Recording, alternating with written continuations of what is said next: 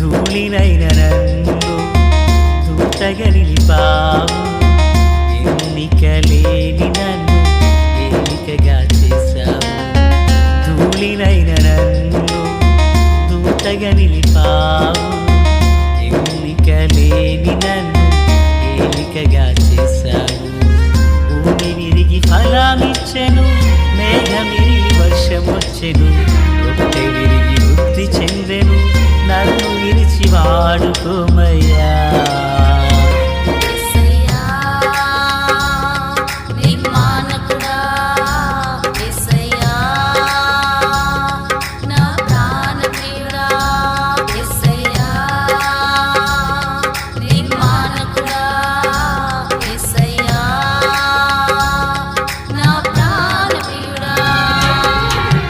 ధూళినైన నన్ను దూతగా నిలిపావు.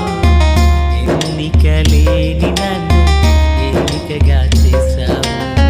ధూళినైన నన్ను దూతగా నిలిపావు. ఎన్నికలేని నన్ను ఏలికగా చేశావు. ప్రభువైనటువంటి యేసుక్రీస్తు వారి పరిశుద్ధమైన నామములో తండ్రి అయిన దేవాది దేవునికి నిత్యము స్తుతియు స్తోత్రములు, మహిమయు ఘనతయు ప్రభావములు యుగయుగములు ప్రభువునకే చెల్లునుగాక. ఆత్మీయులారా, బాగున్నారు కదా? దేవుని మహాకృపను బట్టి మరొక పర్యాయం మనం ఇలాగున దేవుని దైవవాక్యమును ధ్యానం చేయుటకు మహాదేవుడు మనకెంతగానో కృప చూపి ఉన్నారు.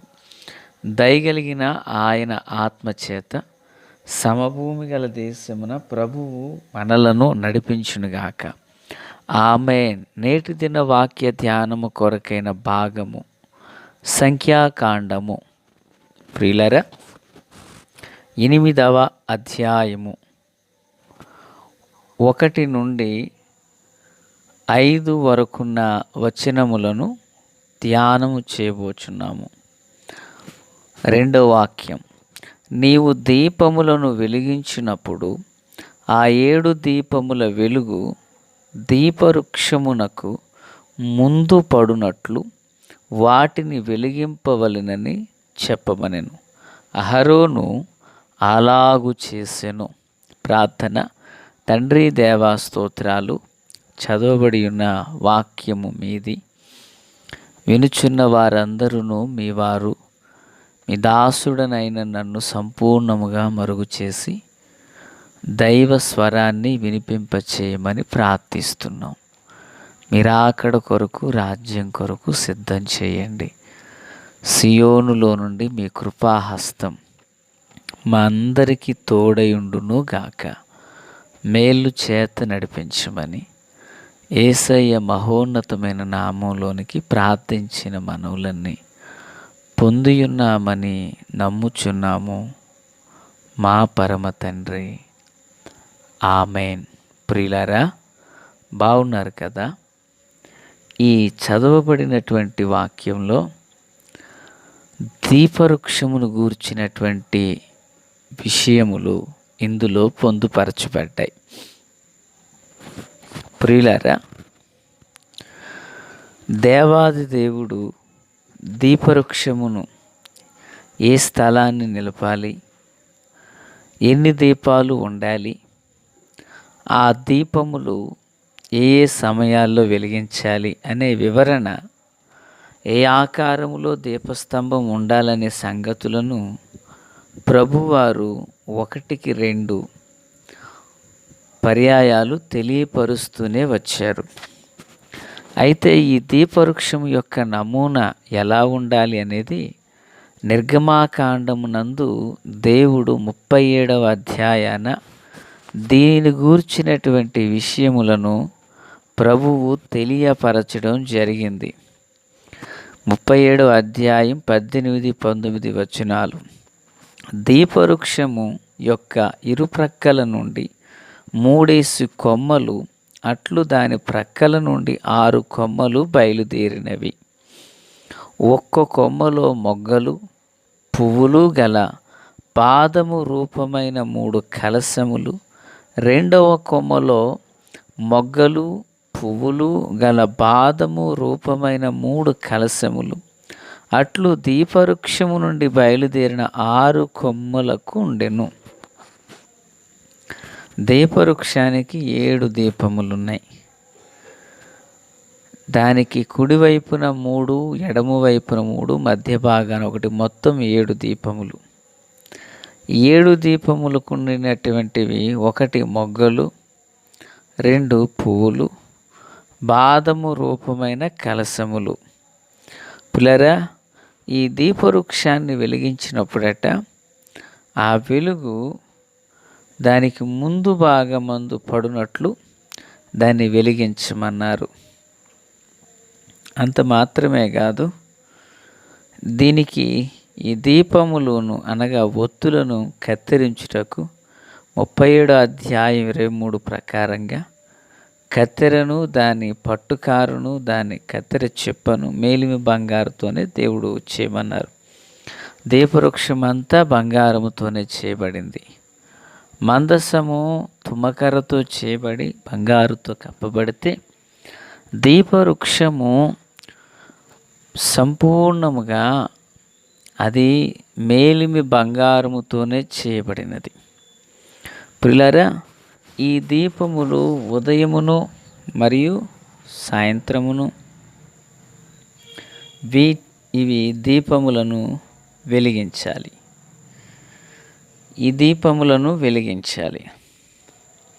ఈ దీపములు ఇవి నిత్యము వెలగాలి. లేవియాకాండం 24:4 అతడు నిర్మలమైన దీపవృక్షము మీద ప్రదీపములను యెహోవా సన్నిధిని నిత్యము చక్కపరచవలెను అంటున్నారు. అంత మాత్రమే కాదు, ఈ దీపములు నిత్యము వెలగాలి. 24:1-2 దీపము నిత్యము వెలుగుచుండునట్లు ప్రదీపము కొరకు దంచి తీసిన అచ్చమైన ఒలీవ నూనె అన్నారు. అంటే దీపములు నిత్యము వెలగాలి. ఇది ఒలీవ నూనె చేత ఇవి వెలిగించబడాలి. ఉదయ సాయంత్రములు దైవజనుడు యాజకుడైన వారు దీనిని వెలిగించాలి. స్తోత్రం. ప్రియులారా, ఈ వెలుగు ప్రత్యక్షపు గుడారములో ప్రకాశమానముగా ఇది వెలుగుచూ ఉండాలి. అయితే ఈ వెలుగు ఏమై ఉన్నది అని చూస్తే, మరి దేవుని వాక్యంలో భక్తుడైన దావీదు ఒకరోజు కీర్తనలు రాస్తూ ఈ వెలుగును గురించి అనేక పర్యాయాలు సాక్ష్యం ఇవ్వడం జరిగింది. భక్త పేతురు గారు, మత్తయి, ప్రకటన గ్రంథం ఇలా ఎన్నో సందర్భాలలో ఆ వెలుగు ఎవరో కాదు, మన ప్రభువైన యేసే అని మనకు అర్థమవుతున్నది. ప్రియులారా, భక్త పేతురు గారు మాట్లాడుతూ 1:19 అంటారు, మరియు ఎంతకంటే స్థిరమైన ప్రవచన వాక్యము మనకున్నది. తెల్లవారి వేకువ చుక్క మీ హృదయములలో ఉదయించు వరకు ఆ వాక్యము చీకటి గల చోటున వెలుగిచ్చు దీపమై ఉన్నట్లున్నది. దాని యందు మీరు లక్ష్యముంచినడలా మీకు మేలు. ప్రియులారా, వింటున్నారు కదా? వెలుగిచ్చు దీపమై, ఏది? ఆ వాక్యము వెలిగిచ్చు దీపము అంటున్నారు. కీర్తనకాడేమని చెప్పారు? నీ వాక్యము నా పాదములకు దీపమును నా త్రోవకు వెలుగునై ఉన్నది అన్నారు. అనగా వెలుగైయున్న వాక్యము, వెలుగైయున్న వాక్యము దీపవృక్షము మీద ప్రకాశించబడుచున్న వెలుగు వాక్యమైన యేసు ప్రభువే. స్తోత్రం. వెలుగైయున్న వాక్యమే. ఈ వాక్యము అయ్యున్న వెలుగు నిత్యము వెలుగుచు ప్రకాశించబడాలి. ఈ వాక్యము నిత్యము వెలుగుచు ప్రకాశించబడాలి. అది చీకటి గల చోటును వెలిగిస్తూ దీపమై ఉన్నట్టున్నదంట. ఆ వెలుగునందు ఎవరైతే లక్ష్యం ఉంచుచున్నారో వారికి మేలు. అవునండి, వెలుగునందు ఎవరైతే తమ దృష్టిని పెడతారో, అనగా వెలుగై ఉన్న వాక్యం, వాక్యమయున్న యేసు. ఎవరైతే వాక్యమయున్న యేసునందు మనస్సు నిలుపుతారో వారికి మేలు కలుగుతుందంట. వారు ఎలాంటి వారైనను వాక్యమయున్న యేసునందు మనస్సు పెడితే, వాక్యమయున్న యేసునందు మనస్సు లక్ష్యం ఉంచితే నిశ్చయముగా ఆయన మేలు చేయు దేవుడునై ఉన్నారు. దేవునికి స్తోత్రం. మేలు చేసే దేవుడునై ఉన్నారు. మేలు జరిగించు దేవుడునై ఉన్నారు. అది చీకటి గల చోటును ప్రకాశిస్తుందంట. ప్రియులరా, అవును, యేసు ప్రభులు వారు కూడా చీకటి కలిగిన హృదయాలలో ఆయన వెలుగును ప్రసరింపచేశారు. దేవునికి స్తోత్రం. ఆ వెలుగు చేత అనేక మంది వెలిగించబడ్డారు. యోహాను భక్తుడు అంటారు, వెలుగు చీకటిలో ప్రకాశించుచున్నది కానీ చీకటి దాని క్రియలు చెడ్డవైనందున దాన్ని గ్రహింపకుండెను అంటున్నారు. లోకం అలాగనే ఆయన తిరస్కరించింది. అయినను లోకము ఆయనను తిరస్కరించినప్పటికీ ఆయన తన వెలుగును, తన జీవమును లోకమునకు ఇచ్చుటకు ఎన్నడూ మానలేదు. ప్రియులారా, జీవము కలిగిన దేవుని పిల్లలుగా మనము ఒకప్పుడు లోకము అనబడిన చీకటిలో నుండగా వెలుగైయున్న వాక్యమే కదా మన హృదయాలను వెలిగించింది. వెలుగైయున్న వాక్యమే కదా మన జీవితాలను రూపాంతరపరిచింది. కనుక ఆధ్యాత్మిక దైనందిన చిన్న జీవితంలో అనుదినము వాక్యముతో మనం వెలిగించబడుతూనే ఉండాలి. మనం వెలగాలి. మన వెలుగును ప్రకాశింపనివ్వాలి. స్తోత్రం. కనుక దేవుని పిల్లరా, సజీవుడైన దేవుని పిల్లలుగా ఆధ్యాత్మిక దైనందిన చిన్న జీవితంలో వెలిగించబడిన వారమై వెలుగును ప్రకాశింపచేయచ్చు. వెలుగును గురించి సాక్ష్యం ఇచ్చుదుము గాక. ఆమేన్.